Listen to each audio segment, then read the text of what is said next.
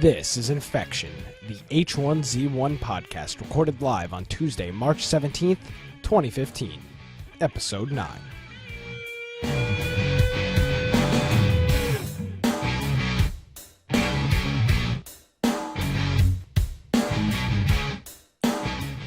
Hello, everybody, and welcome to Infection. Infection is your source for the latest information on H1Z1. We bring you the latest news, changelogs, developments, strategies, and speculations each and every week right here live on the Infection podcast. My name is Nick Craig. At Gamecast Live is my Twitter handle, and infectionpodcast.com is the website. Joining me as always, Brian Aldridge. Hello, Nick. Hello. Welcome to week number 9. Yes, week number 9 of the Infection podcast. Of course, if you want to find me, you can go to, first of all, biteoftech.com. That's B-I-T-E of tech.com, or go to google.com. That's Brian Aldridge, and of course, that's Brian with an I as well. If you want to get either one of us, you can go to infectionpodcast.com, which has links to your email accounts. If you go to, contact@infectionpodcast.com, that'll go to both of us. Correct. And I think that's where the contact form on the website goes.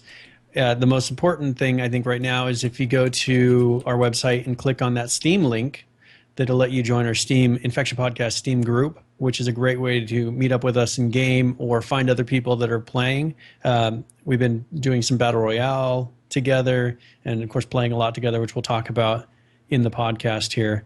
But, yeah, check out infectionpodcast.com, click on our Steam group, and also join us on TeamSpeak. Yeah, now you're lagging a little bit on Skype, so your audio's kind of going in and out. But there, you can find him at Boise Computer on Twitter, and we got a little bit of the stuff that you were talking about there with the email addresses. So you can definitely get a hold of us. That's one thing. We got a few emails this week.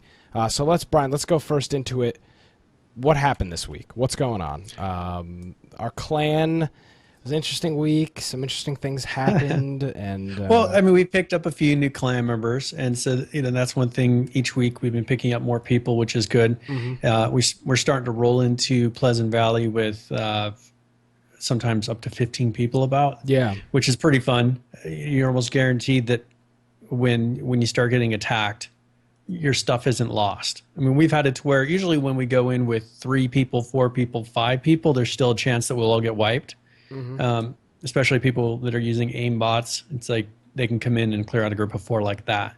But when you've got 12 plus people, the aim bots will take out 3 or 4 of you, and then someone with a shotgun will take them out. Yeah, and here's actually here's a picture from last night in front of the Pleasant Valley Police Station, and this was we had 8 or 9 guys rolling around with us at the police station last night.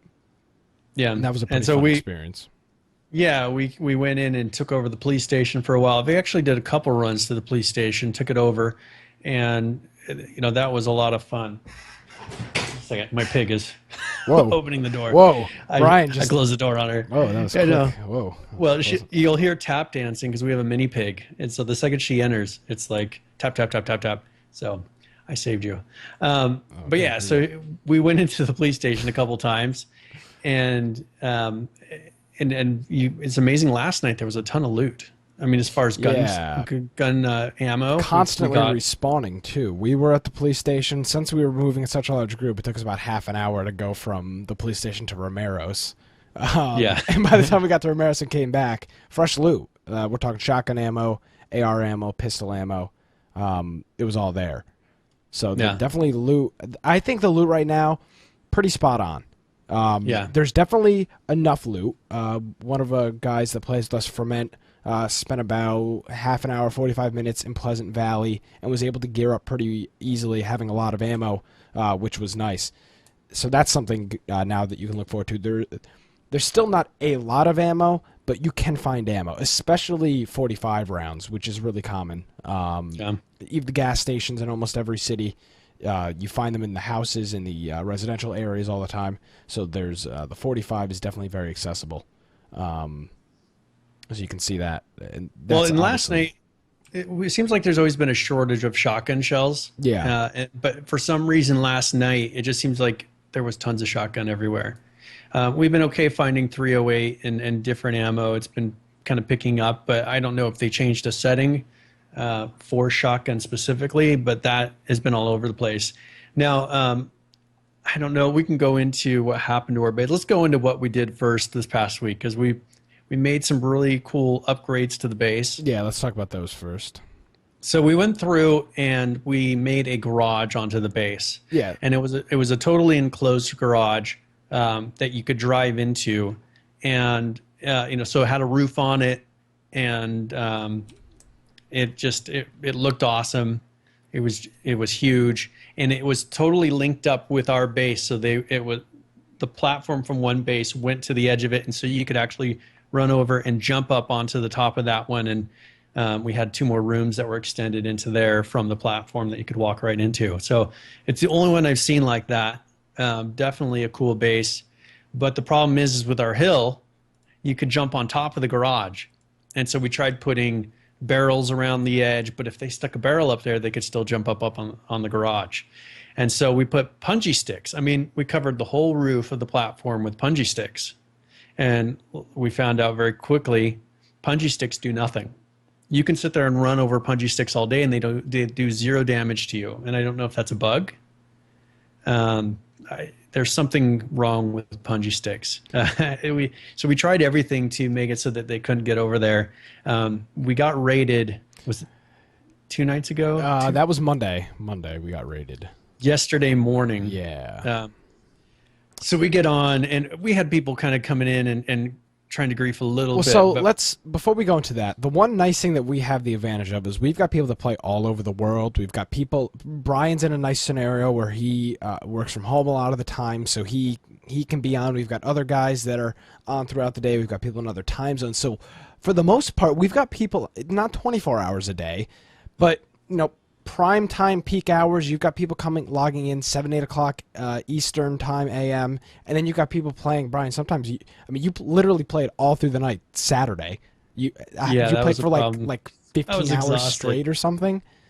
And I had my playoff hockey game that next night, and so it's like I slept from 7 to 11 or noon, and then I went and played playoff hockey game. So I go to bed at like 1 a.m. Eastern. Brian, you're in Mountain Time or Central Time? Mountain Time. So you're 2 hours behind me.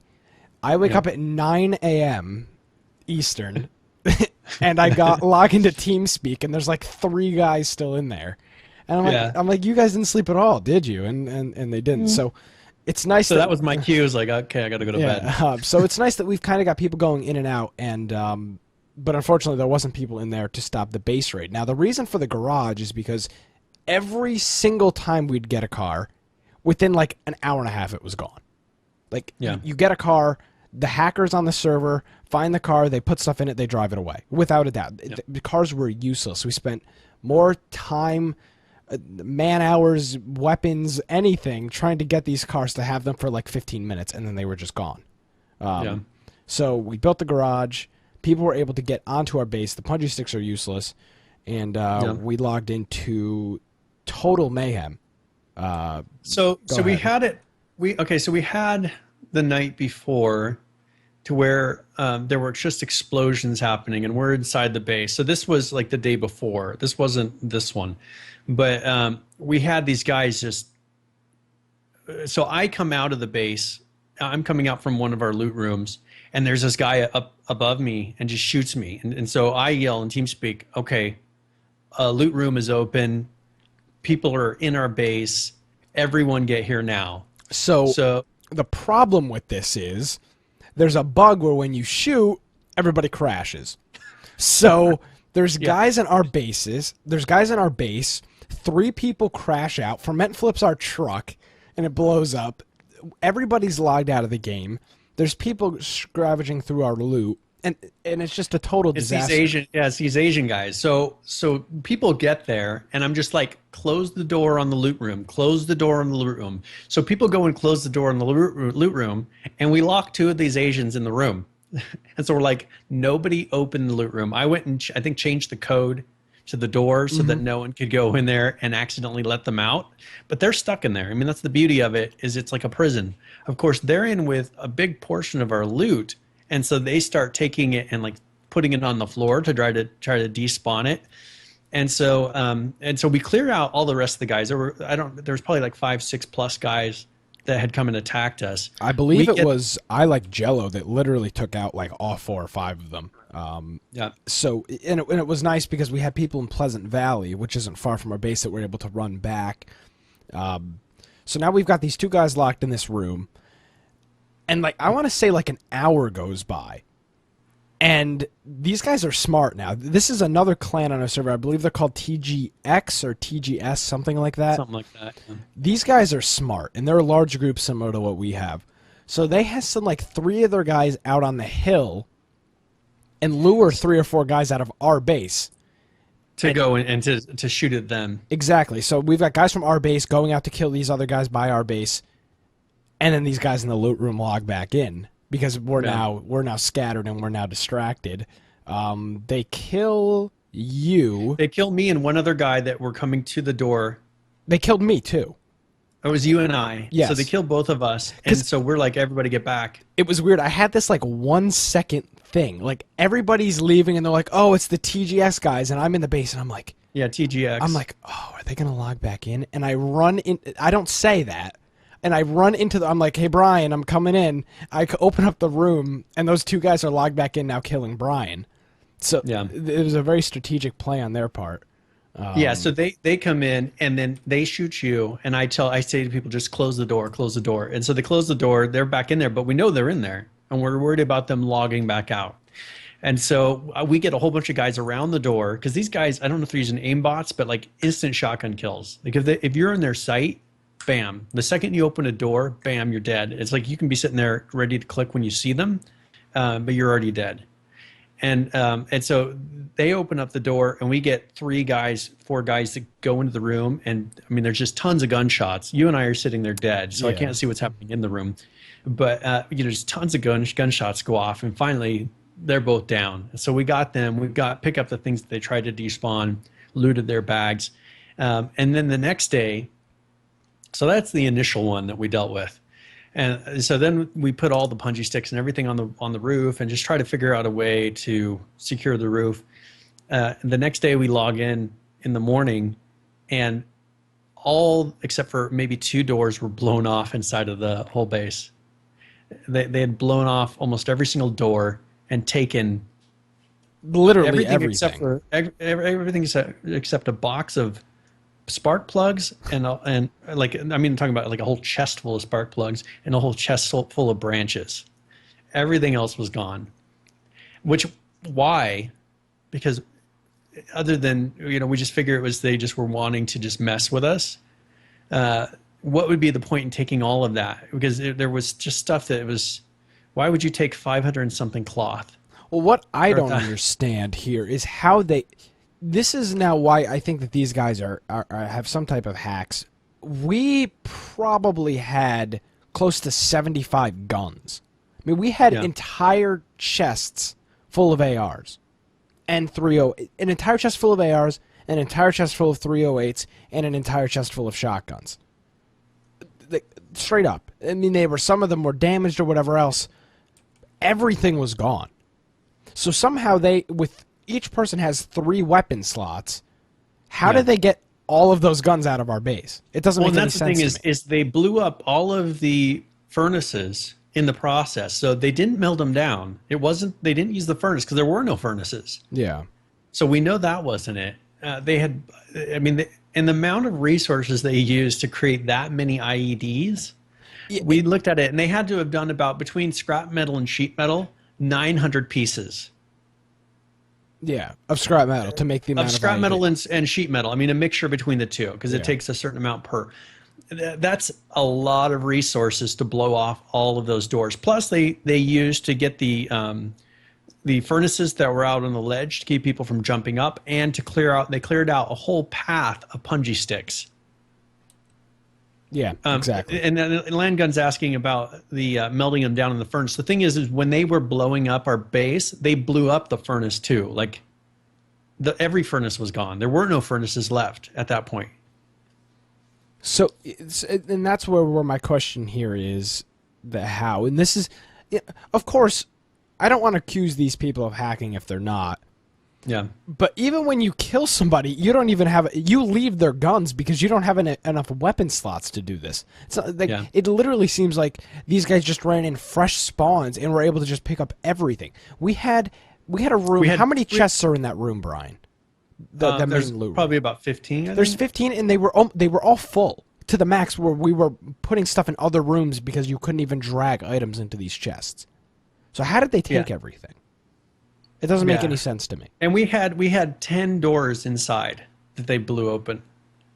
And it takes, what, 14 IEDs per door, from what I remember? And their doors aren't... I mean, these are doors on the first level, on the second level. They out in the garage. And they weren't dropped on the floor because people logged in while the raid was happening. So these items didn't despawn. There was one room that had loot in it that they hadn't quite blown the door off of, and I don't know if it's because we interrupted them or if because they ran out of IEDs. Yeah. So it's not crime. They didn't raid us in the middle of the night, like 2 or 3 a.m., and then we found out at like 11 or 12. Somebody logged in. It was around 11 a.m. Eastern. They logged in, and they saw the base getting destroyed. And then at that point, other people jumped right in. So it was... I mean, we had a pretty good response to it. So that's why my only logical explanation here is they were doing some type of glitch where they were just despawning our guns, or they were speed hacking back to their base and dropping. Because that would have taken so much time or so many people to bring that many guns back. I mean, it would be a ridiculous amount of trips. Yeah, exactly. So I mean, I don't want to accuse them of being the cheaters or hackers, but the numbers don't add up. I mean, the chests were literally empty. There was nothing left in any of them, except for sparks plugs, branches, and like jeans. That's it. Well, and I guess this whole thing, in my mind, was not a totally bad thing. So what we ended up doing was destroying the garage. Because it wasn't worth what we were dealing with. I mean, the garage was really cool. We should have made a video and we should have shown it off a little bit before we destroyed it. But when I came in, I just pretty much came up with the mindset of I don't want to deal with this anymore. Let's just destroy the garage. And when the wipe happens, we rebuild, because they did fix the placement system, and I'm sure we'll talk about that a little bit. But the placement system is a lot better, to where you know where it can be placed. Before, you were just clicking everywhere trying to place an object, and where it took. Now they actually have a thing that shows you a green surrounding around the object, so you know that you can place it there. We were very limited on where we could place this building, and so when we redo everything, we'll move it out closer to the edge a little bit more and make it so that the actual garage is farther away, to where you can't get on the edge. We may, who knows? I mean, personally, I like the location. It is somewhat difficult to get up to, which is positive and negative.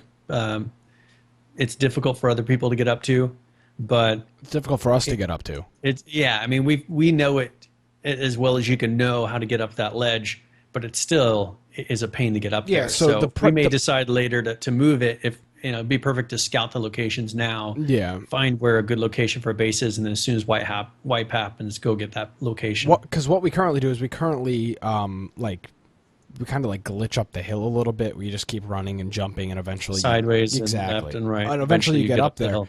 The problem is if you're being chased by somebody, you're going to be dead, because it's not like a simple run up the hill. I mean, it sometimes takes you a minute, 2, maybe even 3 minutes to get up that hill. Sitting there, you run out of stamina.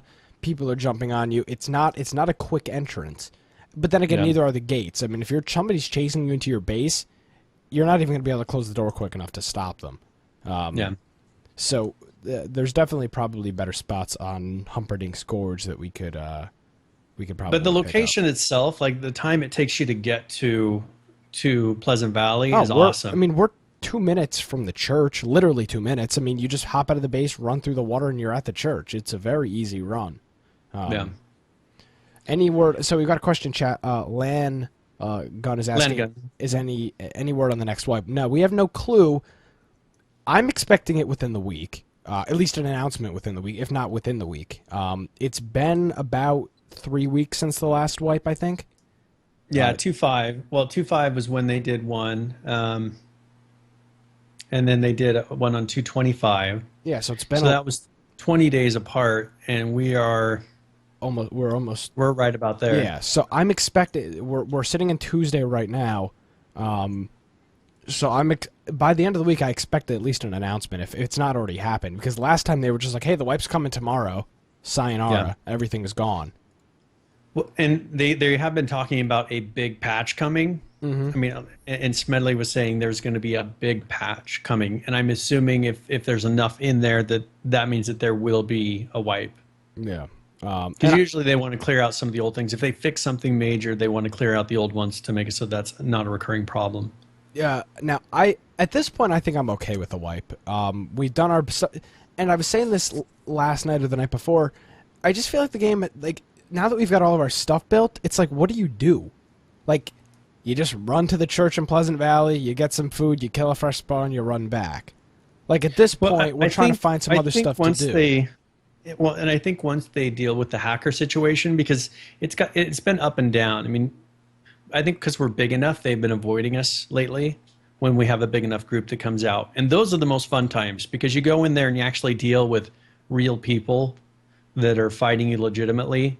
And you can go on and battle back and forth with people. It's when you're having to deal with a hacker that comes and clears 5, 6, 7 people out, in seconds. That's when it gets frustrating. And you're like, what's the point of this? But when you go out and you're just searching for encounters, for me, that's been fun. You're kind of running to the police station to see who's going to try to come in and take the basement. You run up to the apartments to kind of check out, who's up there trying to get the loot around. What's the name of that restaurant or the grocery store? I just said Romero's. Romero's, yeah. So, you go up to the Romero's area and you just and that's the thing about Pleasant Valley is it is a high traffic area. So you go in there and you can find those encounters, but the night gets just cut off early when all of a sudden the hacker comes in and just ruins the whole mood. So I think if they get it to where that doesn't happen on a regular basis, which, as I said, once we've had bigger groups, that hasn't been happening. But if you ever go out with 3, 4 people, you're almost guaranteed at some point that you're all going to get wiped out by a guy who's one-shotting everybody in the head from farther distance than you can shoot. Or, some guy just teleports behind you and instantly kills your whole group.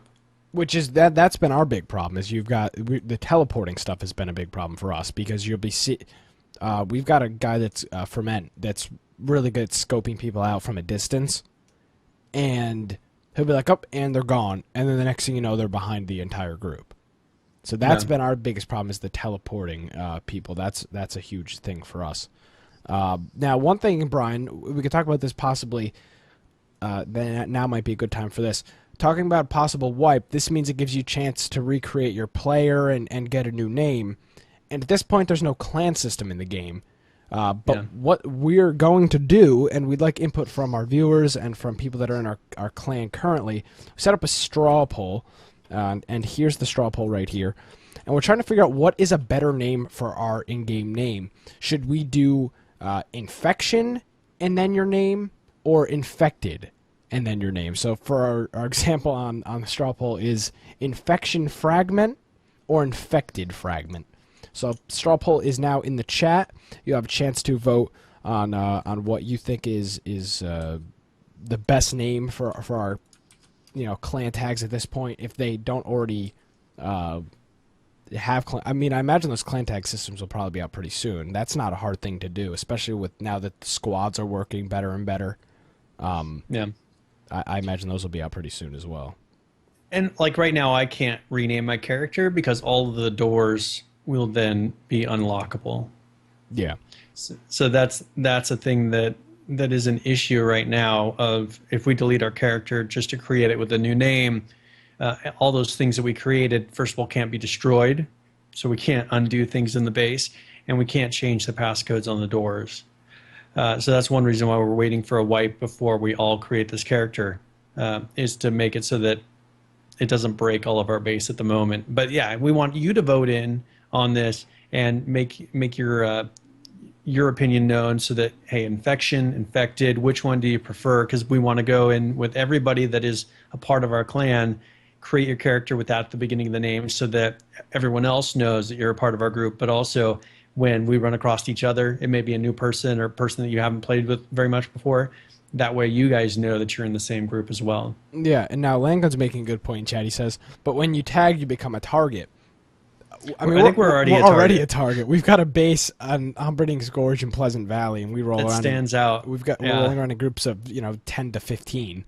We're already a target, which is actually kind of cool. I like being like this is my first time having an experience in a game where I've got such a strong community behind me. Like this is stuff you don't normally experience as the average player. At least in my case, this is something I've never experienced before. Having such a large group of people that are with you, right? Yeah. It's something that it's new, and it's actually really cool because you can get stuff done. Like we go when we get stuff done. We take over Pleasant Valley when we run into the city. Yeah, and Kram made a comment that we could destroy the doors before, but my concern is not necessarily just the doors, like the garage. If I would have created a new character while the garage was still there, we'd still have the garage. There would be no opportunity to tear those walls down and destroy those structures when I could go through with this new destruction hammer that they put out last week and destroy each of those buildings. So I'm just doing it to maintain the possibility of what if a wipe isn't until 2 months from now. We don't want to be stuck with something that could create a big problem. Well, and plus at this point, then you got to relearn all your crafting recipes. And at this point, and it's like, without a fresh wipe, it's like, God, you have to relearn all those recipes just for a wipe to happen soon. And it's really hard to do, especially at least in Brian's case. He does all the crafting for us. So for him to create a new character and have to relearn every single recipe for everything probably wouldn't be the most pleasant thing to do. But as my opinion is a week, max 2 weeks, we're going to have a wipe. And that'll be a good opportunity. And this will give some people some time to vote. We have a lot of people that listen on download after the fact, maybe a week later. This gives them an opportunity to go check out the straw poll here in a week or two. When the wipe actually happens, we can look at the results of the poll and say, all right, here's what we're going to do. Ferment, he's already changed it to infection ferment. And so, for him, he's all in on that. Of course, when the wipe happens, he'll have the opportunity to change it if everybody decides not to. And now, your opinion, which one do you prefer? Not to sway the vote. I don't know. I just think infected is cool. Like, hey, we're playing the game infected. The infected Nick, infected Brian. Like, I just think that kind of flows a little bit better. And if you are watching after the fact, the URL is strawpoll.me/3889605, and that will also be in the show notes over on infectionpodcast.com. So that's over there, and that vote will be open until the next wipe, and then at that point we'll put on our website what our official name is going to be, and if you want to join us, you'll be able to simply change your clan tag or simply create your character with that name. And on that, my opinion is the opposite. So we're 50-50 on this. So there's not really I personally like infection. Brian, can't hear you. Oh no, what happened? I can't hear you, Brian. What's going on here? You prefer infection. Yeah, I prefer infection just because I think that because there are people that infected is the, like, hey, I'm infected with the virus. Infection totally associates you with our clan. I would assume, hey, we got H1Z1 in the chat, so I don't know if that is the official, looks like the official H1Z1 stream, so welcome. Thank you for tuning in live. Yeah, see, I don't know. I don't think that. I don't know. I guess we'll have to see. But I don't know who else would put infected, like infected Nick. Someone could say my character's infected. That could be a part of the name. Possibly, but I don't think we're gonna have that many infected Nicks running around on Walker Empire. Like I plan.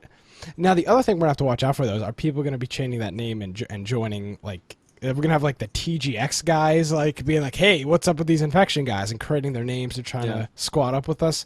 Now the other thing we can get into quick before we get into some more news, let's talk about how great the squad system is now. The colors are so much better. We're not accidentally killing our own.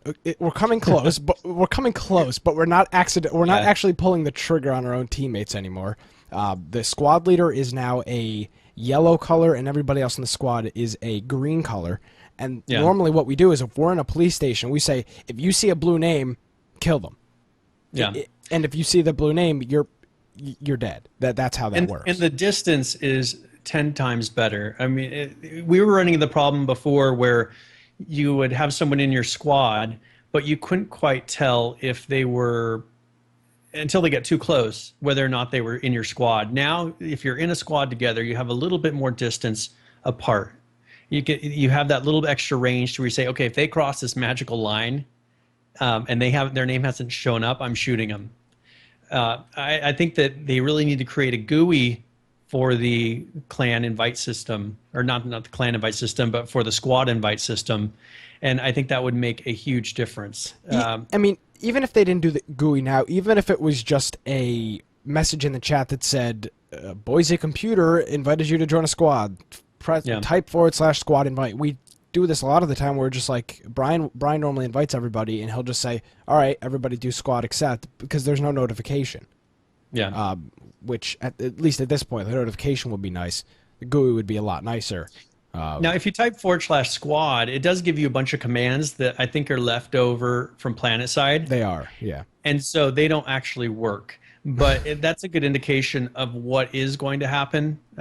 They talk about having a clan tag in there so that it's not part of our official name. It's not the name itself, but having a separate clan tag. And of course, that means clans where you can invite people into the clan that the second they log in, there's something associating you with them other than that name. Maybe some sort of a chat. I don't know. That'll be interesting to see. Yeah. But I am looking forward to the official clan, an official clan system, because we've been really building up to where, let's say there's 15 people on, 20 people on in our group. We just have the rule of you need to be in TeamSpeak, because if you're not in TeamSpeak, there's a good chance when you're running up to the base, you're going to be shot. Yeah, no, totally. This is how we do it. If you want to play with us, if you're watching the show live right now, if you're listening to the show after the fact, we are open to playing with anybody. If you've got the game and you've got TeamSpeak, you can play with us, but you need to be talking with it. It is impossible for you to just follow our group and try to figure out where you're supposed to go and everything else. So the voice chat is definitely huge, and it's nice that we've got our TeamSpeak server available, which if you want to join us on TeamSpeak, the URL is just, or the server IP is just infectionpodcast.com. Just type in a username. There's no password. There's no port. And there's a link right on the website. So if you click that link and you already have TeamSpeak installed, it will take you right into our TeamSpeak chat. Another thing that I was working on today is I created a clan photo gallery on our website. I'll go to that right now. So if you go to the website now, there is a so if you go into our chat right now, there is a code, and I'm not going to go enter it in, but if you use that code in game, it will be some sort of a prize in H1Z1. So if you're watching live, and that's an encouragement to watch live, H1Z1 has just posted a code which will get you something in game that you can use. This actually looks like a key for the game. This doesn't even look like this is internally. You can, and so because remember that after that last live thing they did with the awards, these ones I don't think are copies of the game. I think these are, you can redeem a code inside in the store inside of H1Z1 that has a code that looks very similar to this. You can try Steam and you can try this. Let us know in chat what happens. Let us know what you get. So whoever gets it, make sure you say something in chat and let us know what you've gotten out of this. Yes, so we're going through some photos here. We just, I don't know, we have a lot of fun. See, I'm not right. So this must be a game code. H1Z1 is telling me that I am wrong. All right, so there it is. Game code in chat as we speak. That's why you got to watch it live. We're live Tuesday nights, 7 p.m. Eastern Standard Time, infectionpodcast.com. Throw it in your Steam client. There you go. Product. Oh, so it says product already owned. So this is for someone who's listening to this, because we actually have quite a few people that are interested in the game, but haven't bought it yet. Because we get people saying, "Hey, I listen to your podcast. I'm really interested in getting the game, but I haven't gotten it yet. Should I get it?" And we've had a number of people that we've gone through and said, hey, this game is awesome, you need to play it, and they've come into our clan and they're a part of it now because they've listened to the podcast just in anticipation of getting the game or wanting to know, hey, is this a game worth buying? I'm going to listen to this podcast and see if it's something good. Yeah. So we want to thank H1Z1 and chat for posting that. There you go. Reasons to watch live, and also we've got that clan photo gallery up, which is nice. That's the one thing. We have a lot of fun, which I like. Yeah, we're semi-serious. If you're out and you want to take a picture, you can send it to me on email, share it with me on Steam. However, I pulled some of these off of Kane is his name outside of game, but what's his name in game? Who is Heisenberg? Heisenberg and Ferment have sent me a bunch of these pictures, so those are the ones you see up there, but you're more than welcome to turn in your pictures and we'll put them up on the website. Also, I created a page for Join Us, and in there I'm going to be putting how to name your character once we've decided, how to get onto our TeamSpeak, just all the different things you'll need to know to become a part of the clan and to find us in-game and start playing with everyone else. Yeah, so there we go. That basically sums up our week with H1Z1. Let's get into more of what else happened, not just directly linked to us this week. And let's go into some... You want to go into some patch notes first, Brian? Yeah, so I'm going to go through, because we have these patch notes that Phasefire put together that is actually a really nice compilation of all of the patch notes up from, I think it's the beginning of the year, which is the beginning of the game. So from January 16th on, he has the patch notes. A lot of them we covered last week because during the show we had the patch notes actually come out. Yeah, it was like 20 minutes. It was like 20 minutes into the show. I was like, hey, breaking news, patch notes. Yeah, we had what the expected patch notes were, and I looked through all those patch notes, and it looked like there were only a minor amount of things that were different. Nothing that really, I think, made too much of a difference to really go over, because we did go over that last week.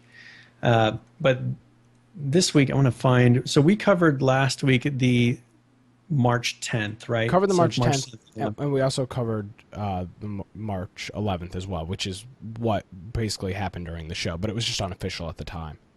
Okay, so today, the patch notes are free look should be working properly now. Now, I noticed this. Did you notice this? I didn't notice it personally, but somebody was saying, I think it was Kane.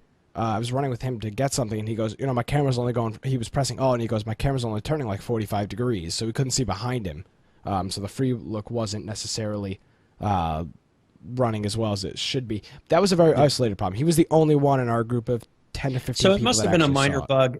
Now, Kane's game crashes, or Heisenberg, as he's in game now, he changed his name, but his game seems to crash more than anyone else's. So he's probably more likely to notice these things than anyone else. I don't know what it is, his computer... I don't know what his problem is, but he crashes out constantly. I mean, he's the one we go to when we say, how many times have you crashed in the last hour? And he'll go, crashed 5 times in the last hour, crashed 3 times in the last hour. Well, we know someone dies when Heisenberg crashes out, because he's the one. Not everybody crashes when that bug hits. Yeah, when somebody shoots. When Heisenberg goes, we know someone died, or something happened. Yeah. And so now one thing that they're doing in this today's patch notes is says crashes should be substantially reduced.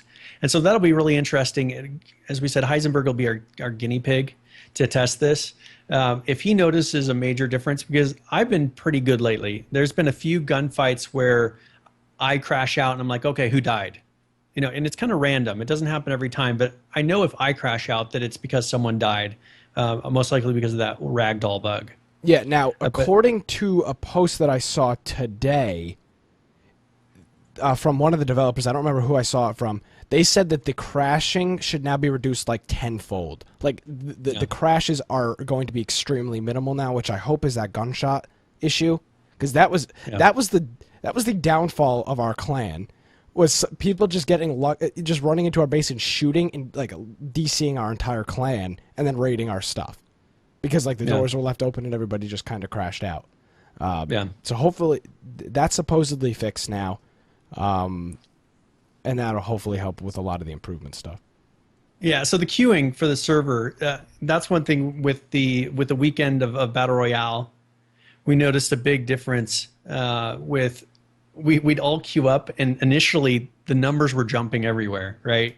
We were trying to all queue in at the same time, and it would be like, okay, I'm 300, you're 200, there's a couple of people, and then all of a sudden some people would jump down to 20, I would jump up to 500. It would go all over the place. By the end of the weekend, it seemed like they fixed that, though. It was working great. It was much more consistent. It was working great Sunday. And even yesterday, what we would do, we sit in the lobby and we'll say, 3, 2, 1, click, and then you get to the character selection screen, 3, 2, 1, click, and now you go straight into the game. There's no, you're 552 in the queue. You're straight into a Battle Royale game. I have yet to wait in a BR queue since they fixed the queuing thing, which is great, because now you're actually getting in games with your friends, which was a huge problem. We weren't getting in games with anybody. We had Ferment sitting in the queue for like 45 minutes at a time. Now he's in Europe, and we weren't sure. He doesn't play on the EU servers. But we weren't sure if that was actually playing a role, because he would be in a queue twice as long as we would. Yeah, and then now he's getting straight in, which is nice. Yeah, so it'll be a lot of fun. We've been playing in game. It seems like, for a while there, we were playing a lot of Battle Royale. Lately, we've been doing, because of the size of our clan, and just there's always somebody on. There's always something to go do. We log into the base, and it's like, hey, who wants to go make a run for sheet metal, scrap metal? Who wants to go get some ammo? Whatever we're doing, there's always someone on. So we log in, and bam, you go. Yeah. It's not like there's the downtime of, there's nobody in the base right now, I'm going to go play some Battle Royale. When we're going to do Battle Royale, we're usually doing it as a group as well. So it's more of a plan. Hey, let's go do some Battle Royale for a while, and then we'll come back into the regular game. Exactly. So that was the March 17th patch was a client-side patch. So if that's today. So if you open up your game, it'll download an update. It wasn't a server-side patch. So there was just a few of those things with the client. The queuing is good, and now you don't have to delete your character. Now, I didn't have to do this. I did. Yeah. You had to delete your character, get into BR, and you're not generally losing too much doing that, because no, not at all. Actually, how many people know very many recipes on their BR character? I don't. Well, I mean, you can't get any recipes. You can't. There's not like. I mean, unless you're chopping down a tree, which I don't know why you would.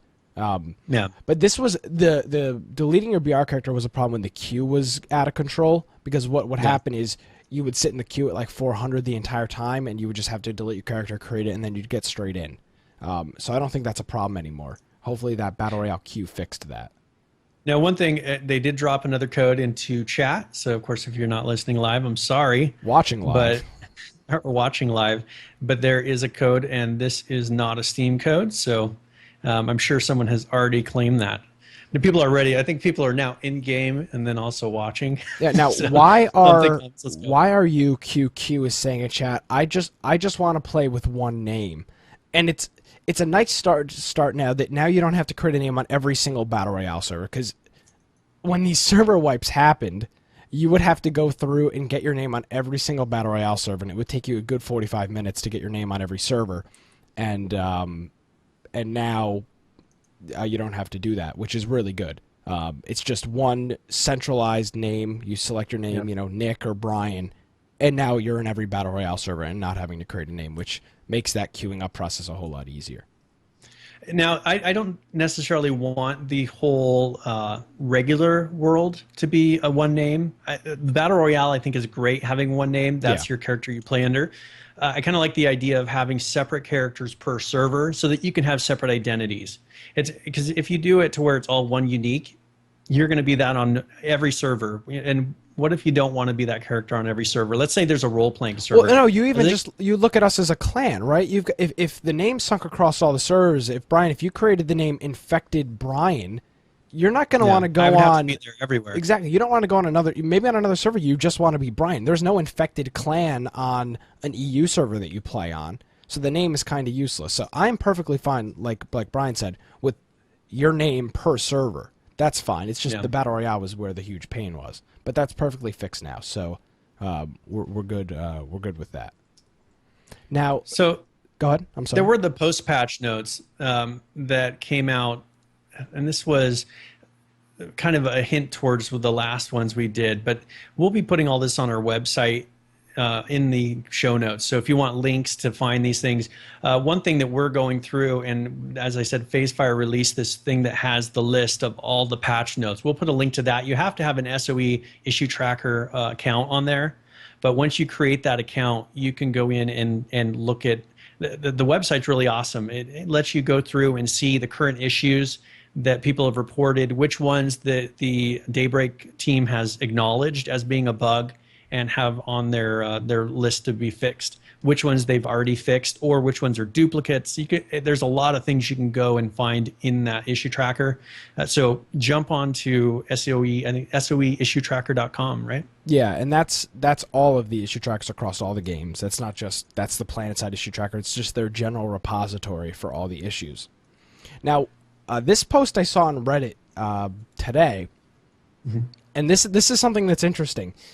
There's been stuff on the Reddit about how people getting keys in the elite bags, and I, like everybody else, thought this was just total BS, and they weren't actually getting keys in the elite bags. There's a video today, I'm going to play that now really quick, showing a guy in opening up an elite bag and getting a crate key. So he got the crate key, and his post on Reddit was something like, "I'm not a liar. Like, here's proof that I haven't been lying. I'm not trolling you guys." So you can now actually get a crate key, or I guess you could have the whole time. It was just nobody had video proof. So everybody's like, "Oh no, you're so full of it. You can't actually get those." They're just very rare then. They are extreme. Well, I mean, the elite bags are as rare as they are. You know, it's what, top 5 for an elite bag? I thought it was top 3. No, yeah, you're right. It is top 3 because I came in 4th place twice and didn't get one. So you've got to get top 3 to even get an elite bag, and then once you get that elite bag, you have a very slim chance of getting a key as well. So there is a chance, and that's the thing. We've got some guys in our clan that have, like Ferment. He has this skin helmet, the skin motorcycle helmet, which is really nice. So we can go through and bought that. He specifically bought keys hoping to get a good skin. Keys. Yeah. Yes, and he got the skin, luckily, that he wanted the first time. I think he got 2 skins that he wanted right away. So there is a chance, though, with these keys, you're going to get the same things. So if you win these keys, there's a chance you'll get that motorcycle skin, you know, whatever special hat skins and things they're going to be releasing in the future. Exactly.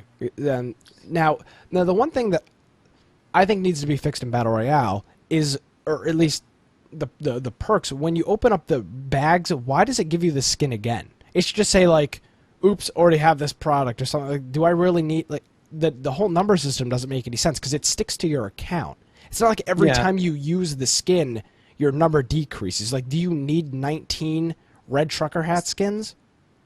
I think it's more for the fact that you're like, hey, I have gotten this. Because what if they say, all right, you got this hat, you already have it. It's kind of like not winning anything at all. Okay. Your number goes up a little bit, and you're like, okay, it's like positive reinforcement. I've got 19 trucker hats. How many trucker hats do you have, Nick? You've got like 5 trucker hats. So obviously I've gotten a lot more of 5th to 10th place. So now we can compare event tickets, Brian. You've got like 75 event tickets or something, and I'm sitting here at like 18 or like some. Yeah, I've got a lot. I've got a lot of event tickets. So when Battle Royale is not free anymore, I'm set for a while. But yeah, I mean, that's the thing, is you can kind of compare, because I've seen people go onto Reddit and say, hey, look at how many of all of these repeat items have that. That shows you how much I play Battle Royale. So it's kind of a status thing. I don't know if they're going to keep that. Now, we've got a few of the H1Z1 guys in chat saying the reason for you getting all those items is that once the trading market and the kind of the economy for the game is set up, you'll be able to sell and trade items freely. So that's why having, I guess, 19 allows you to sell 18 of them and still have one left for you. So I guess what we could do is I'll trade you 19 of my trucker hats for 18 of your Battle Royale loser shirts.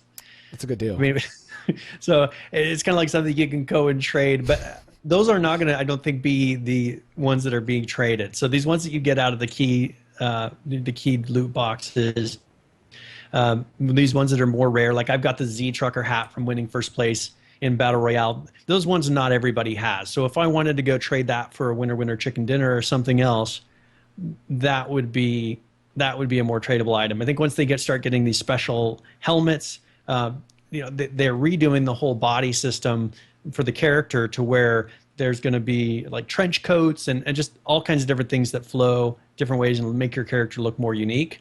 So I think that's where people that are going for a very specific look in game, that's going to be perfect for them to do the Steam trading so that they can say, because for me, I have a certain look I like to do. Our clan has been getting more of a look that when we go out, we look a certain way. But imagine if we could get a set of skins that makes our clan look very unique to where when people see us from far away, hey, that combination of clothes, that is infection or infected, whichever one wins. Well, it's nice because we can associate ourselves. For the most part, we normally have helmets. At least a good group of us has helmets. If we're running around with 10 people, it's pretty safe to say 6, 7, 8 of us will have helmets, and they've all got that same custom skin that Ferment unlocked, which is nice. Yeah. Camo pants and a camo shirt is normally same thing as well. So we have kind of, like Brian said, kind of a uniformed look as we run around. In our case, mostly Pleasant Valley, which is nice. So it allows us to identify ourselves. Now, we didn't really talk about Battle Royale weekend. What was your... We went in as a group. There was a lot of issue with...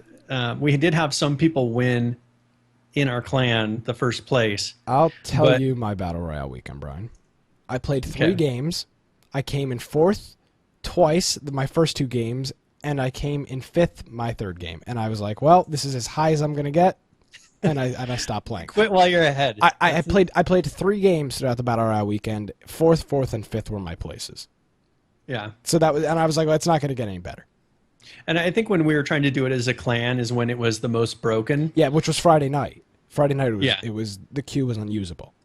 And so I think we really should have tried a little bit later to go in and actually queue up on Saturday and Sunday. We could have. If I was gone.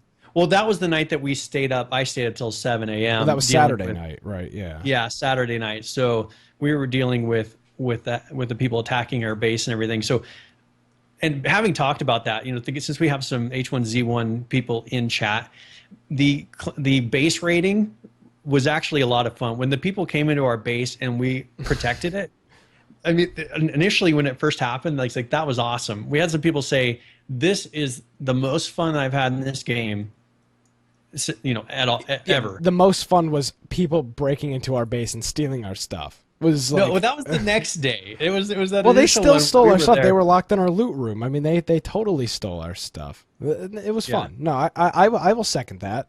That was definitely the most fun I think I've had in the game the entire time. Yeah.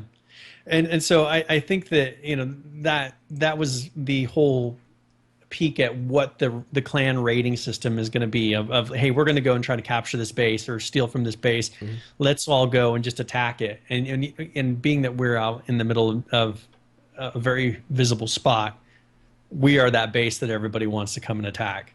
Yeah. And we've even got, this is funny, we've got regulars on our server that don't play with us, but they walk by our base all the time, and we just kill them every single time. Like, there's just groups of guys that are just passing through, and we'll be like, hey, you see that guy over there? Yep, we'll kill him. And then you have like 3 guys just speed out of the base, take the guy out, and it's the same guy every time, just passing through Humperdinck Scourge on his way to like Cranberry or Misty Peak Dam, something like that. Well, we have some people that view us as huge enemies just because they're like, every time I go through the gorge heading to Pleasant Valley, bam, dead. Because we can see over the whole gorge or that whole water area, and we got guys with 308s up there all the time. But so yeah, some people in chat are saying queuing in BR as a group is not what you should do. Generally, with that we wanted to test it, and so it didn't really work. So we never really got in there as a group. We've had 2 people in BR, maybe 3 people max in a BR at the same time. But we found that it generally doesn't let you queue at the same time, and it usually doesn't work. I do like the idea of having maybe a group queued BR. Like a different game type. Yeah, exactly. Yeah, another game type of BR to where you can have, okay, I have 5 people in my group, 7 people in my group. We're going to queue up in BR against other people that have similar group sizes. What you would have to do is you'd have to say, like, this is a 5+ person team BR server, and you need at least 5 people in your your team or your queue or whatever to join that server. And then once you're in that server, you all spawn in together. You're all clanned up. Let's just say it puts all the same clothes on you, something like that, where it's a total team experience. Because every once in a while, that team experience is fun in Battle Royale. It's nice to Battle Royale. There's unlimited guns. There's unlimited vehicles. There's unlimited everything. So that experience kind of takes you out of the game a little bit. And it's just one of those free roam experiences. You spend half an hour in the game, you die, you don't care. And it's just one of those fun experiences where playing with a group of, in our case, we could play with groups of up to probably close to 20 people. And that would be fun to do like a team BR. Yeah, and so I think that if it's going to continue, and we generally don't queue up, as I said, we don't queue up together, but if we did, I think it would be a lot more fun going against other groups, because you always hate that one person, and you don't know how many hackers or people that are using like an aimbot or ESP or something inside of the BR that there are right now. So it's really tough to get a good idea of how difficult it is going into a BR, because it seems like right after a patch, if they have a major patch, there's a period of time where there's not those people that are using the ABOTs and ESP. And so it really feels like at that time I went into BRs and it was a very different experience than, let's say, a week after a patch. Yeah, I found it a lot more fun because I could run around, or even we went out and ran across the whole map in regular a little bit after a patch when I guess the hacks hadn't been released yet, and we were able to get across the whole map without dying, which we found to be a really good accomplishment. You know, we got across the whole thing, picked up some loot from other base and ran back. You know, and that was a very unique experience, because we're so used to, if you run around too much, you're going to have somebody drop in behind you or somebody shoot you from a ridiculous distance. Exactly. Now, one thing that is still a big problem for me, they said they fixed it. The player skin at a certain distance is still very, very broken. It's still this shadow. It's not as black, though. It's not a big, from what I've noticed, it doesn't seem to be a big black blotch. I noticed that I noticed that when the people get closer, the skin definitely turns into what they look like quicker. But from a distance, it's still just that black blob running across Humperdinck's or running across the gorge. And it's just like, what do we do? Is this a fresh spawn? Is this somebody from the other clan with a military backpack and a racing helmet? You can't really tell at that distance. And I think it's going to be really difficult for them to render it clearly at that distance. I think there's always going to be a question of, is that someone, because they don't want to show a name tag from that distance. No, you definitely don't want to show a name tag, but I guess we're in a unique spot because we can see across the entire gorge. Yeah. So we can see the graveyard of the church from our base. I mean, that's a very large distance. So I don't think we should be able to view people that far out. But I'd say, halfway between us and the church, we should be able to view a character skin. If you've got a 308 or even binoculars, you should be able to zoom in and say, okay, this is a fresh spawn, or even just to protect your teammates as they run towards you and say, all right, hey, Brian, I'm tracking you. Nobody's behind you. You're good. Keep on coming. Yeah. We can do something like that. Well, and Ferment brings up, he thinks that the distance of the player model's rendering should be 200 units. And I think right now it's 150 units, if I remember correctly. But, that would be a big difference. I think that the computer itself, the H1Z1 game itself, actually has the ability to do 300 units, if I remember correctly. So I think it goes twice the distance of what we're actually rendering right now. Okay. So that's interesting. So they have the ability to make it farther, and I don't know if it's because of a performance thing or if there's a reason that they're limiting it. But that would be interesting to see with it. Imagine if you could see someone from double the distance away, because there is a point where they all of a sudden show up, and there's a point where they disappear. Yeah. When they're not out over the horizon or something. And we notice that because of our high vantage point. There'll be enemies, and they just straight up disappear, and you're like, well, what do we do now? Are they still there? Did they keep running? Are they just a little bit out of our render distance? Like, are we safe to go get that loot bag, or is the guy standing right outside of our render distance? It's kind of a fine line, at least at this point for us, because we have a lot of people that get killed trying to come up to our base because we've got that other clan there. So at this point, we're trying to figure out, is it safe to go for a bag, or is this an enemy or is this a teammate? It's kind of hard to figure out at this point. Yeah. Now, and that's one thing. We have a lot of people in the chat right now. Some weren't here at the beginning. If you want to become a part of our clan, if you want to get onto our server, we play on Walker Empire. We haven't actually mentioned that yet today, but the server we play on is Walker Empire. We have a couple bases right now, but you're more than welcome to join us on TeamSpeak. Say, hey, I'm in game right now. Do you want to come play for a bit? Or if you want to just come and start running with our group, you're more than welcome to. We've had a pretty awesome group lately. I think we have like 20. After last week's show, we had at least 20 people in TeamSpeak. Yeah, and it's nice. We have a nice solid core of people now. I'd say it's a solid 10 of people that are there almost every day, maybe 15 that log in every day and play, which is cool. It really, the dynamic of the game is a lot different. From Brian, we started off with just us two. Just we wouldn't even bother teaming up because there was just like we'd get killed so frequently. Where now we've got consistently 10 or 15 people logged in and all at the same location, which is nice. Now, loot caches are something. This is a problem. This is a bug, at least on our server, for the loot cache at the campgrounds. Somebody somehow managed to place a wooden axe in the loot cache there, and now the loot cache is completely glitched and you can't grab any items out of it. No, I think that there's problem. actually a bunch of things with the wooden axe, because didn't someone turn in one and there's actually items? Someone was saying they went there and there are items in the loot cache that you're supposed to be able to pull out, but no one can pull anything. Yeah, that's the campground thing. Somebody somehow placed a wooden axe in there, and now that loot cache is like completely broken. So we had like now, what if there's a bug, and this is something I'm assuming they'll have to look at. What if there's a bug that for some reason it randomly spawned in there and is not supposed to? I mean, it could be something weird like that too. That's really interesting. That I didn't even that actually makes more sense, because you can't place stuff in the loot cache. Yeah. So that must be what did something like that. Other than that, Jimmy Weisenhunt, he posted a picture in chat here of the new bow that they're preparing. I don't know if you had a chance to look at that, but I'll actually post it again in chat so you can see it. But this is the new the bow that they've been tuning the look of, and I assume this is going to be one that's beyond the normal bow. I guess he could probably answer that.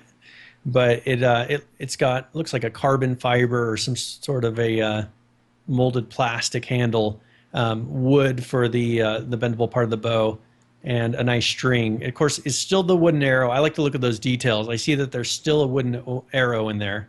Mm-hmm. I'm waiting to see when we have composite or some sort of a metal type of an arrow, something beyond the wood. How would you craft that though? It wouldn't be metal pipe, sheet metal, something where you could craft that sheet arrow. metal, and those metal scraps are hard enough to come by. I don't think I'd be using them to create arrows. But imagine if the distance was a lot farther. I mean, that's the thing, is you're creating it to where there's a competition for those items, and that's what you want. True. I mean, you could find arrows. You could make it, but yeah, I'm assuming you could also craft the arrows somehow, make it somewhere more difficult to craft, to where those people that really play, that put the time in, have gotten to those materials, they're the ones that have those arrows. You know, it has to where it can maybe do a kill shot on a helmet. You know, someone that's wearing a helmet, because right now it takes 2 headshots with an arrow. I believe so. Imagine if you had a metal arrow with a metal tip. You know, some sort of just a modern type of an arrow, you could do a one-shot headshot. So just to clarify that, Brian, that bow is not craftable. That will be a bow that will be spawned. That'll just be in the game. So that's not. So that will be there's an item that there's competition for right there. So now when you walk into a house and see a bow, you'll actually probably check and see, is this a makeshift bow, or is this, you know, whatever they decide to call this bow. Yeah, and that's the thing. There's so much room for them to expand on this, to have a full compound bow that has just the ability to. I mean, there's all kinds. This is, I think, just the first step. Crossbows, I know, is going to be a big thing, especially with The Walking Dead and the crossbow that has become so popular in that. I think a lot of people want to be Daryl.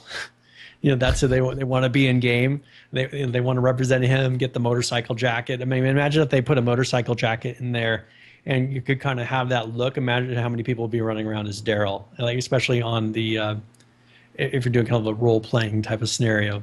Yeah. Now we're talking a little bit about Battle Royale, and there was a funny GIF I saw on the H1Z1 subreddit this morning, and it was I'm going to play it right here. It's called My First Time in Battle Royale or something like that. Yeah. And the guy literally just spawns in. He's flying down, hits a power pole. His parachute disappears. He hits the ground and he dies. And this is his first experience playing Battle Royale, or that was according to the post. And it's just one of those. This is one of those to some of my moments. Remember early on in our earlier podcasts, I said some of my experiences in Battle Royale to where I'd land on a car and I would die. I would land on a house and I would die. I had it to where time after time I would land on the wrong thing or land on a tree even, and it seems like, or I would zip around sideways to where I couldn't ever land on the ground. Well, that was the skateboarding effect, yeah. Yeah. I mean, these were early on bugs. I've not landed on a power line, and I'm assuming in real life, if you landed parachuting on a power line, you'd die like that. So I don't know if that's necessarily a bug. You should avoid power lines. You don't have that much control over your parachutes, though, at that certain point. Now, one thing I did see, which is a big problem in Battle Royale as of right now, the people with better computers and better internet connections are getting into the game first. And this is a huge problem because people with slower... not everybody has got... Brian and I have pretty powerful computers. Mine is less than 2 months old. Brian's is pretty new. We don't have a problem with lagging. We're running consistently almost 60 frames a second while live streaming or recording. So we're good on that sense. So we get into the games really quick, but people are saying, hey, I've got a slower computer, and by the time I hit the ground in BR, there's already people running around, fully equipped with backpacks and guns, and I can't compete. So they're wondering, when is this going to change? When is everybody going to be in at the same time? And that's right now, it's not something I'm experiencing, but if I was, I would imagine you can't even play Battle Royale unless you're lucky and you hope nobody spawned there. Now, have you noticed lately, it seemed like it was a week or two ago that we were spawning in and there was a shotgun and then AR ammo, or we'd run into shotgun ammo and a handgun. It seems like it's been more consistent to where there may not be a ton of ammo, but if I find a shotgun, usually I'll find at least a couple shells there. Mm-hmm. It seems like in Battle Royale that's been corrected somewhat. So I'm actually watching a video in chat. I'm gonna show this on stream here. It's called My Highest Moment in H1Z1, and it's somebody driving a truck in Battle Royale, and he's going up the hill. He hits something, and his truck just barrel rolls out of control. And this is in Battle Royale here. This is actually, I don't think I've ever seen this video. This is a really funny bug.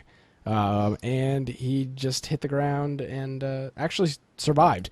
That's actually pretty good right there.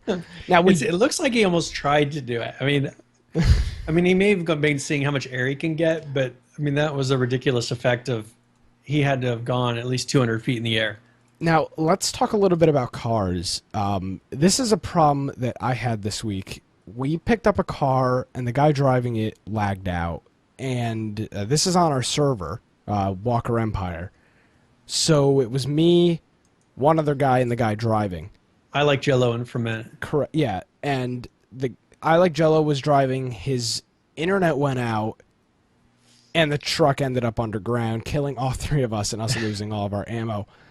I'm not sure what has to change. It seemed like from what you guys were saying over TeamSpeak, it's like the car just kind of went down to the ground a little bit and then started spinning on the road. Exactly. It just was doing cookies on the spinning as it went down the road, and then it went down below the dirt a little bit, and then it sunk, and then it just went down. Yeah, and then at one point it was like flipping upside down, and then like Ferment got in the driver's seat and like tried driving it, and then it blew up.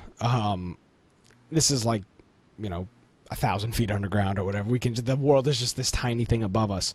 And he's saying, "Yeah, he just actually remembered that."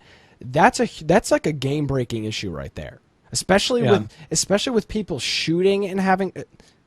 There was the problem where people were shooting and it crashing them out. That's a major problem right there. It killed all three of us and all of our ammo, and we lost the car. And there was really nothing. We had, I don't know, maybe 10 seconds to act, and it was the first time I'd experienced it, so I didn't know what was happening. I thought he was just driving crazy. It seems like right now when you disconnect because of a crash or something, it actually logs you out of the game immediately, is what I've been noticing. Before, let's say you exited, if you closed your client, it seems like you would stay in-game for a certain period of time, and then your character would leave. Now, I would agree with you, Brian, but I had the situation where our base got raided the first time, and somebody shot, I crashed, and I logged back in, and I was dead. So in that case, my player stuck around for, it could have been 5 seconds, it could have been 45 seconds, and they had enough time to kill me. So I don't know how quick that crash is happening, but I crashed because somebody being shot, and I logged back in with as a fresh spawn. And it might not be totally consistent, but I think because of that behavior, that maybe they're doing that behavior, but when it happens when you're in a car with someone, that car can't just disappear or stop immediately. I think then you're continuing on with what the crash would have done if that person would have exited out and they wouldn't have ended it at that point. Well, here's the thing now. Even if it just disconnected the user, somebody could hop in the driver's seat. Because you can do that. You can change your position in the car. The problem is the person that lags out is in the driver's seat, and they're still in there. I mean, he was in the game for like 60 seconds after he crashed, and then he DC'd, and we were able to hop in the driver's seat. But at that point, we were already 100 feet underground, and there was really nothing we could do. Now, one interesting thing before we end it here, this is an interesting post I saw. This was posted last week on the H1Z1 subreddit, and the post is PvE Zombie Royale, and the text post just says, "What if, like Battle Royale, you were dropped into an arena with other players, but instead of fighting each other, you fight to survive the longest from increasingly difficult amounts of zombie hordes, and the last person standing wins." This is a cool concept. We constantly talk about different game modes that we would like to see, and different ideas that could make money or whatever else for the developers and for the company. This is something perfect right there. Yeah. There is a market of people that would love to just play killing hordes of zombies. It might not be me, it might not be you, but there are definitely people that are into the whole zombie horde thing, and they would love that. Yeah, and I think that these kind of ideas is where you're going to get people, like you said, okay, I'm playing, and right now I'm not really into it. I've been running around, we've done a couple runs, what should I do now? And maybe you don't feel like going to do Battle Royale. What currently is Battle Royale? These are the kind of things. I think we talk last week about I think we did about them on PvE servers. I know we did, but having that maybe on a schedule of the people being able to kill each other. Those different types of ideas of creating those unique game types, I think that is going to be where they're really going to get, okay, I don't want to do this. People aren't going to close the game. They're just going to go play a different type of game type. It's still keeping them in game, continuing that along. And maybe a friend system would help this too. So you can see, all right, my friend is in this game playing this game type. I'm going to go and start playing these types of game types as well. Mm-hmm. Right now, you don't really have a way other than we've created a Battle Royale channel in our TeamSpeak. We've created groups in our TeamSpeak, but there's not really a way to know, is this person in Battle Royale versus are they playing on a certain server? Yeah, because right now, if you just click on it, it just says, like, Brian is playing H1Z1. There's no in-game information, at least on Steam, as of yet. So actually, H1Z1 in chat is saying we're having lots of internal discussions about new game modes, and player versus zombie waves is one of them. So there you go. The posts that are being seen on the internet are actually being looked at by the dev team, which is nice. We've said it week in and week out. The community outreach for this game and how they take community suggestions is just superb. So, if you legitimately have an idea, and if you're a viewer watching the show, put your post on Reddit or something. Because if it gets upvoted, like this player versus zombies one does, there's there's a possibility that the devs at Daybreak will see it, and it could possibly be something that makes it into the final release of the game. So no idea. I think at this point is stupid. So if you've got something, go ahead and throw it in there. Well, and that's the thing is one of our players had suggested a game type, and I'm trying to remember exactly what it was. I think it was Heisenberg had suggested a game type on Reddit, and those type of things, as you said, are getting noticed. If you do have a suggestion of a game type, whether for him he suggested using event tickets to create spawns of zombies, saying I want to have a zombie horde, in this area, and that's what they're kind of talking about. I think Kramit mentioned it, but that's the kind of thing to where you'll get people spending those event tickets. People will try to earn them, just not only in Battle Royale, but they'll be willing to spend them because something is coming out of it other than they're getting to play another Battle Royale. Yeah. Right. No, something interesting, Brian. I like Jello in chat is saying that somebody's in our base right now. What should we do here? All right. So, yeah, everybody who is in our clan, I guess that is a call to go log in and kill whoever's in our base and figure out how they got there. And now it's 8:17. Should I open up the game? Yeah, I guess, you're more than welcome to. So, so after this, we're going to be playing some... but no, I'm saying right now. Like, I could see if this person's still in our base. Oh, no, I think we should do it after. You think we should? You think we should wait? Yeah, because I think that the people that are listening after the fact will be like, "What in the world's happening?" We're getting attacked. That's what's happening. All right. So, anyway, if you are listening, make sure. And I made this call the last couple of weeks. If you're listening and you're not live, make sure you go into our website, infectionpodcast.com. Check out our TeamSpeak, and also check out our Steam group. If you aren't a part of our Steam group, make sure you join it. As I see people playing in the Steam group, I see people that are playing H1Z1. I always make sure I friend them, and then sometimes I'll invite you to come join us on our server. So if you do want to play, on the upper right, we'll have a Join TeamSpeak button. Also, we have a Steam icon. Just click those. That one will take you to our group, one will take you to our TeamSpeak. You can also see on the right who is in our TeamSpeak at the moment. We put a lot of different posts on there with our podcast, also with funny things that happen in game or with patch notes. So make sure you go check out our website, click the links, make sure you follow us on Steam. I think that's the most important thing, and come and join us and have some fun with our clan. Yeah, we do live streams throughout the week, and every time we do a live stream, unless I forget, which I don't normally do, we create an event on our Steam group, so it pops up as a notification in your Steam that it'll say, Infection, the H1Z1 podcast, streaming H1Z1 live now, or something like that. And that can either be a call for you to come watch the live stream, or come play with us, and you'll know that we're live streaming. And like I said, we've got people on literally almost all throughout the day. I went to the website at some point. It was like 1 or 2 in the afternoon, and there were 5 or 6 guys on TeamSpeak talking, and I could see from that sidebar. So there were always people logged in and ready to go, which is nice. Well, and we got 7 people in there right now, so that's, I'm sure, people that are in there going to take care of whoever made it into our base. Yeah, I wish I could log in, but So now Landgun wanted to talk a little bit about the crosshairs. What do you think about the new crosshairs?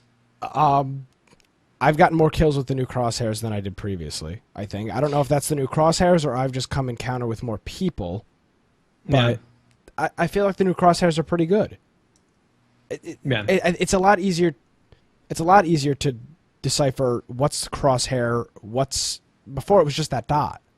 So if it was the middle of the day, you had a really hard time seeing what's going on. Now, I shoot in first person a lot. I notice this. I play in third person, but if I know I'm walking into a gunfight, I'll switch to first person. Do you do that, or do you mostly play? I found that the only one I really switched first person on for the most usually is with the shotgun. I find it easier to shoot someone with a shotgun in first person. Mm-hmm. Now the 308 scope in first person, I don't like the 308 scope in first person. That's the only gun I think I'll shoot in third person. The scope, it's way too small on the screen. It zooms in and it's a very small scope. I'd rather play in third person and you just get that zoom in effect and you can aim your crosshairs that way. Yeah, and I think that yeah, if you zoom in, I think that if the crosshairs got a little bit closer together, just because for me they're a little bit too spread out, the way that the crosshairs are. But yeah, if you right click, do that zoom, and if they just kind of went together a little bit to give you that little more fine tune. Oh, I see what you're saying. So as you zoom in, those crosshairs would kind of close in a little bit. They kind of come in a little bit closer together. For me, that would make it just the right effect.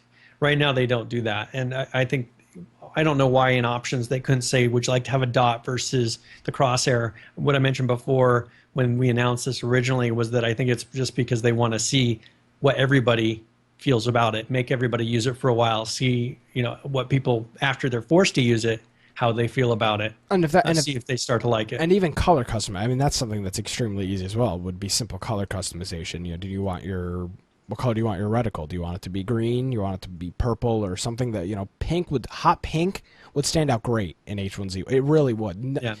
The color's never going to match up, and if you're shooting from a far distance, that crosshair should be pretty accurate. You should be able to, you're going to see hot pink almost on any background in the game.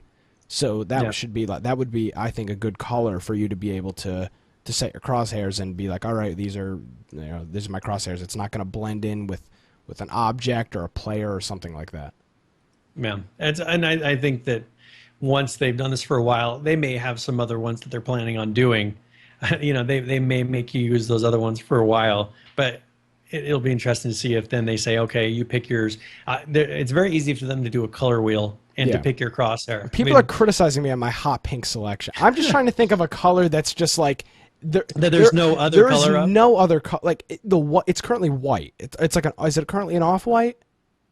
Something like that. It's an off white. If it's really bright out, depending on where you are in the game, you can't see that crosshair. It's very hard to see the crosshair. So you get like a hot pink crosshair, that's standing out. That is not blending in with the sun or another player or something you're shooting into. Any color that's not in game, even a lime green, something like that, there's no chance that the colors are blending. That's the kind of crosshair I want. So yeah, neon green. I'm sticking with hot pink. If you've got a problem with hot pink, then there you go. I'm sticking with. I love hot pink reticles. There you go. I said it. Wow, that sounds weird. Anyways, I make my reticles hot pink in Call of Duty. That's what I do. Yeah. There you go. Well, yeah. So, anyways, you're more than welcome. As I think that covered what Langan was saying. Yeah. But yeah, you're more than welcome to join us. So after this, we're going to play for a little while. If you're not watching live, doesn't matter. Jump on whenever you happen to listen to this. You can probably join us. I'm sure there will be someone that's playing right now. But yeah, jump on. Make it. Even if you have a character somewhere else, because we found there's some people like I'm not going to say names because he doesn't want it said, but we have a person in our group who said, hey, on my other server, there's some people that haven't been playing as regularly. You guys are always playing. You guys are committed. I think I might switch over to you guys full time. Yeah. And that's the kind of thing is we want to build up. If you're not playing right now, or if you're playing and maybe the person that you played with before isn't on very much, create a character on our server, come out and just check out how it is playing with a large group like that, because I think you'll find that maybe you don't want to always run with a group of 12, but even if you can just say, hey, is there 4 people that want to go with me to go do this? Yeah. That is a lot more fun. You don't have to always run with everyone. It is kind of fun to run around and take pictures and just take over things for a while and just dominate an area. But it is also fun to say, hey, let's grab 4 or 5 people and let's just go let's go turn in this note, this chest object. Let's then work to bring these things back, or let's go find a car. Let's go do something. That's what's fun about the 4 or 5 people plus. And there's probably a lot of people out there that maybe only play with one person. I think when you get in there and you're just counting on running into someone, maybe talking to them and running around with them for a bit, you don't get that level of trust of I'm watching your back. You're just waiting for that person to then shoot you, at some point. So I think if you can get someone who, like we have a group of people that, you may accidentally shoot each other once in a while, but, or maybe Ferment will shoot someone for fun. But generally it's not going to be on purpose. Exactly. And it's really, I said this at the beginning of the show, and I know we gained a lot of new viewers, but it's really it changes the game completely. Playing with 2 or 3 people and then playing with 15, totally different game. Something completely different. So if you're interested, and it's not for everybody. There's people that like to be solo and hold on. Here's the thing: you play in a large group like we do. If you get ammo, that ammo is everybody's ammo. You put it in a chest, it's gone the next time you log in. It's all community. That's all it is. If you go and find, like I did the other day, I found like 20 cans of food. You put that in the base, those are going to be gone the next time you log in. So it's not necessarily for everybody as well. You've got to be willing. Yeah, not everybody likes the idea that what you're getting is going to be used by everyone. But you get a group of people, like when we go out and do ammo runs, I'll come back with 20 plus shotgun shells. I will keep one clip. I put the rest in a chest. If people, hey, does anyone need shotgun shells? We ran to the point yesterday where we're like, hey, does anybody need a military backpack? Yeah. We could not find anyone to take a military backpack because all 15 people had one. And so it gets to that point to where if you're not so worried about me, and you kind of put in what extra you get, you throw into the community, you'll have more than you would have had by yourself. Exactly. And that's what we've been finding. Or and the one thing is we actually survive bear attacks. Yeah, we're talking about bears. We do. No one dies when a bear aggroes. If you're by yourself and a bear aggroes, good luck. Exactly. We've got the tricks. Hey, have run around. I guess this is a tip we can do for the week. If you have 2 people and there's a bear that attacks you, have one person run around you that the bear's aggroed on, and just sit there and shoot arrows at them as they run around you in circles. That is the secret to killing a bear with arrows. There you go. So Brian Aldridge from @Boise Computer on Twitter. Thank you very much. We'll see you next week. Yep. So my name is Nick Craig. Actually, first, before we do all this stuff, a few quick things. InfectionPodcast.com is the website. Brian brought that up. But if you go there right now, there's links to everything on the website. We've got our videos that we do on here. You can join TeamSpeak over here on the right-hand corner. You can join our Steam group over here. Something quick, my Extra Life donation page is down here. It's a gaming charity. If you're interested in something like that, our goal is $200. We're at $145 right now. Extra Life, everybody's familiar with that. All of our links on here. Subscribe to our YouTube channel, our Google Plus page. We've got all of our resources on here, server statuses, keyboard shortcuts, our live stream. Everything is on that website. So it's infectionpodcast.com. If you need anything, you will find it on infectionpodcast.com. There's no lack of that. My name is Nick Craig. @GameCastLive is my Twitter handle. Check us out live every Tuesday night at 7 p.m. Eastern Standard Time. Thanks for everybody watching in chat. Have a good week. Have a good night.